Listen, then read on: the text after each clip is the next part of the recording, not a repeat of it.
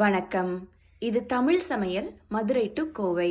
வெயிலுக்கு இதமா வயிற்றுக்கு பதமா கம்மஞ்சோறு எப்படி செய்யறதுன்னு இன்னைக்கு பார்க்கலாம். இதான் கம்பரிசி அங்க. கம்பரிசி முழு கம்பில் கம்பு அரிசி. கம்ப தொளி எடுத்துட்டு பொடி பண்ணி வச்சிருக்கு. இப்படியே கடையில் விற்கிது. ஆமாம் கடையில் டிபார்ட்மெண்டல் ஸ்டோர்ல நல்லா கிடைக்கும். இதை கழுவு தேவையில்லை. கழுவுனா எல்லாம் போயிடும். அப்படியே தண்ணியிலே கரைச்சு கிளீன் பண்ணி தான் வச்சிருப்பாங்க கடையில. நம்ம முரத்துல கொட்டி ஏதாவது கல் இருந்தா பறக்கணும். நான் முரத்துல கொட்டி இதுல என்னங்க செய்ய போறோம்? இதுல தண்ணி கொதிச்சதுன்னா சாப்பாடு மாதிரி போட்டு நல்லா வேக வச்சா கெட்டி ஆயிரும். சாப்பாடு மாதிரி ஆயிரும். அதை உருண்டை பிடிக்கணும். உருண்டை பிடிச்சு தண்ணி ஊத்தி ஆற விட்டு ஊற வச்சிடணும். நைட்டு பூரா ஊறிச்சா புளி தண்ணி ஆயிடும். ஆமா காலையில புளிக்க வச்சு சாப்பிடுறது. இது குளிர்ச்சி உடம்புக்கு. இது கம்மங்கூழ் இல்லையா? இது கூழ் இல்ல. கூழுன்னா வேற மாதிரி நல்லா தண்ணிவா கலக்கி வேக வச்சு மாவெல்லாம் போட்டு கிளறுவாங்க. அது இது கொஞ்சம் குருணையா இருக்கணும். இது கூழ்னு சொல்லக்கூடாது. இது பவுடர் கம்மஞ்சோறும் தயிரும் சொல்லலாம். கம்மஞ்சோறும் தயிரும் அந்த சோறு பண்ணி குழம்பு வச்சும் சாப்பிடலாம். தண்ணியில் போட்டு வச்சு அடுத்த நாள் தயிர் போட்டு சாப்பிடலாம். அப்படியே ஃப்ரெஷ்ஷா சாப்பிட்டா அது சாப்பாடு கம்மஞ்சோறு. ஆமா கம்மஞ்சோறு தண்ணி ஊத்தி வச்சு கரைச்சு குடிச்சா கம்மஞ்சோறுல பழைய சோறு. இப்ப இதை எப்படி செய்யறதுன்னு பாக்கலாம். ஒரு குக்கர்ல 3 மடங்கு தண்ணி ஊற்றணும். நம்ம இப்ப 2 கப்பு கம்பு எடுத்திருக்கோம். இதே டம்ளர்ல 2 கப்பு. அப்ப அந்த டம்ளர்ல 6 கப் தண்ணி ஊற்றணும். 4 2 5 இருத்தாங்க 6. இந்த தண்ணி இப்ப நல்லா கொதிக்கட்டும். திறந்தே வச்சு கொதிக்கலாம்ல? மூடக்கூடாது. கொதி வரட்டும். தண்ணி நல்லா கொதிச்சிருச்சு. இப்ப போட்டுடலாம் வாங்க அரிசி. போட்டுருங்க.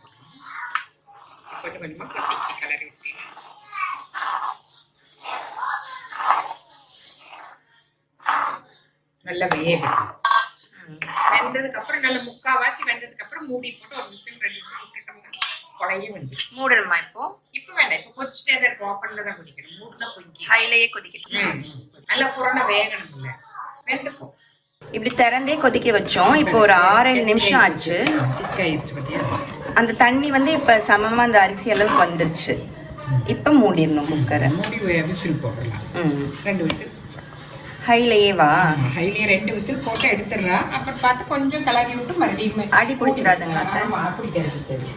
நிறைய விசில் விட்டு அடி பிடிச்சிடும். ஹைல வச்சு மூடி விசில் 2 விசில் போட்டு அப்புறம் பார்த்துட்டு போட்டுக்கலாம். 2 விசில் நல்லா அடங்கிடுச்சு. திறந்து பார்த்துடலாம். கொஞ்சம் தண்ணி இருக்கும். இருந்தாலும் அப்படியே கிளறி விட்டு மூடிட்டோம்னா சரியா அப்படி இருக்கா. ரொம்ப விசில் விட்டோம்னா கரிஞ்சு போயிடும். சரியா கரெக்டா வந்துடும். அடி பிடிக்காம வந்துருக்கு. கரெக்டா சாப்பாடு ஆயிடுச்சு. அந்த மேல மிதந்த தண்ணியும் இப்ப நம்ம கிளறி விட்டோம்னா சரியாயிடும். மூடிட்டோம்னா சரியா போயிடும். அந்த ஹீட்டுக்கு அது சோறு நல்ல குழைய வந்து நல்ல மணமா இருக்கு. மணக்குது. சரியா தண்ணி ஒரு தான் இருக்குது. சரியா இருக்குது. கரெக்டா ஒரு கப்புக்கு 3 கப்பு தண்ணி சரியா இருக்குது. ஆடி பிடிக்காம நம்ம இப்ப 2 கப் வைக்காம 1 கப் வச்சாலும் இது 2 விசில் தான். ஆமா ஆமா ஆமா அதுக்கு தண்ணி வச்சு 2 விசில்.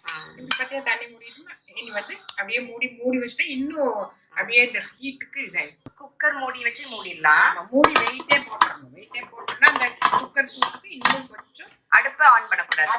குக்கர் சூட்லயே அப்படியே மூடி வச்சோம்னா கொஞ்ச நேரம் ஆனா சாப்பாடு நல்லா சாப்பிட்டா. இது எவ்வளவு நேரம் எடுத்து வைக்கணும்? அப்படி அது இன்னும் 6 வரைக்கும் வச்சுட்டு நம்ம எடுத்து கை பிடிக்கணும்.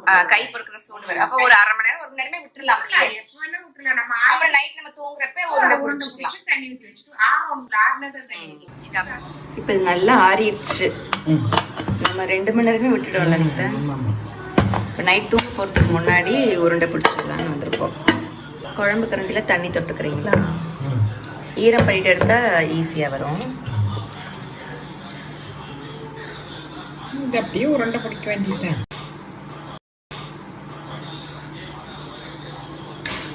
பிடிக்கணும். ஆறுனா தானே பிடிக்க முடியும்.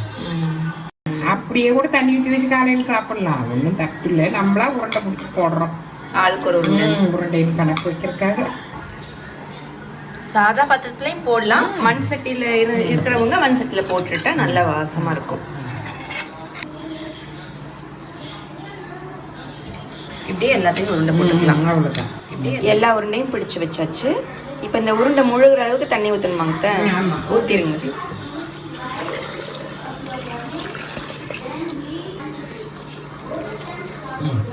உருண்டை நல்லா முழுகிற அளவுக்கு தண்ணி ஊற்றியாச்சு. இப்போ இதை மூடி வச்சிடலாம். ராத்திரி முழுக்க அப்படியே விட்டுட்டா காலையில் நல்லா புளிச்சு தயாராக இருக்கும். பால் காய்ச்சி இதில் தயிர் பிறை ஊற்றி ரெடியாக இருக்குது. இதுவும் காலையில் சரியாக உறைஞ்சிரும். இந்த தண்ணியும் காலையில் புளிச்சு தயாராகிடும். காலையில் பார்க்கலாம். இப்போ விடிஞ்சிருச்சு, நம்ம பார்த்துடலாம். நல்ல மனம் வருது. அந்த தண்ணியெல்லாம் பாருங்கள் நல்லா புளிச்சிருச்சு. பாலும் தயிர் ஆயிடுச்சு, நல்லா கெட்டியாக தயிர் ஆயிடுச்சு. இப்போ நம்ம இது ரெண்டையும் கரைச்சிக்கலாம். எனக்கு ஒரு உருண்டை கரைச்சி தாங்க. எனக்கு ஒரு தண்ணி கொஞ்சம் ஊற்றி கரைச்சிட்டேன். தயிர் கொஞ்சம் போட்டு இதே தண்ணியை ஊற்றிக்கணும். இதே தண்ணி ஊற்றிட்டு முதல்ல இதை நல்லா பொரிச்சுட்டு அப்படி கையிலே நல்லா கரைச்சிக்கணும்.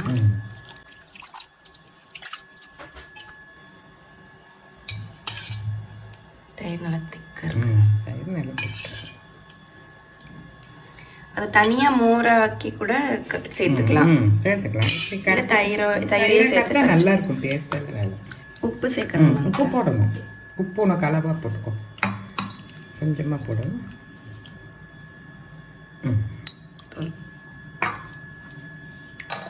அவ்வளோதான். இப்படி கரைச்சிட்டு ஒரு வெங்காயத்தை போட்டு சாப்பிட வேண்டியது. வெங்காயம், ஊறுகாய், எது வேணாலும் தொட்டுக்கலாம். பச்சை மிளகா, அந்த வத்தல், சீனி வரக்காய் வத்தல், எது வேணாலும் கடிச்சு சாப்பிடலாம். எனக்கு வெங்காயம் ரொம்ப பிடிக்கும்.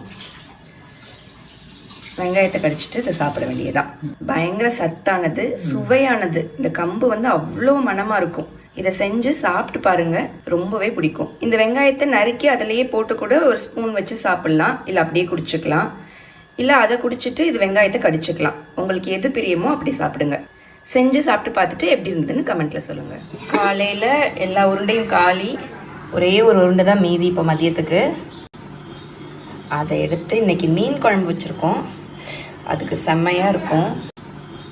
இது புளிக்க வச்சது, இது மீதி இருக்கிறனால நான் இதை சாப்பிட்றேன். இல்லைனா நீங்கள் ஃப்ரெஷ்ஷாக செஞ்சு கூட வச்சு சாப்பிட்லாம். இன்றைக்கி மீன் குழம்பு வச்சுருக்கோம். இதுக்கு ரொம்ப நல்லாயிருக்கும். புளி வச்சு எந்த குழம்பு வச்சாலும் இதுக்கு நல்லாயிருக்கும். கம்மஞ்சோறு, ராகி களி எல்லாத்துக்குமே புளி குழம்பு, சாம்பார், இது எல்லாமே ரொம்ப நல்லாயிருக்கும். இந்த மாதிரி நிறைய குழம்பு ஊற்றி சாப்பிட்றப்போ ரொம்பவே நல்லா இருக்கும். இந்த மீன் குழம்பு எப்படி செய்யறதுன்னு அடுத்த வீடியோவில் பார்க்கலாம். சத்தான உணவு சமைக்க சப்ஸ்கிரைப் பண்ணுங்க. தமிழ் சமையல், மதுரை டு கோவை. அன்புடன் ஷியாமலா சத்யசீலன். நன்றி.